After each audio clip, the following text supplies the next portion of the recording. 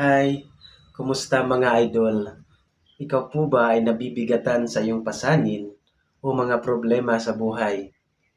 Alam niyo po mga idol, kailangan po nating i-release o pakawalan ang mga bagay na nagpapabigat sa ating mga puso at isipan.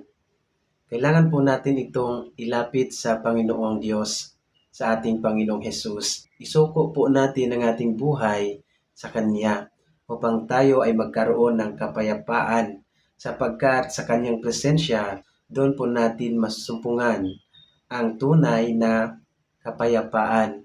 At ngayon po ay naisibahagi ni Brother Doms, release all your heavy burdens and the ground and come to Jesus for the peace you found. Ayun po mga idol, kailangan po nating i-release ang mga bagay na nagpapabigat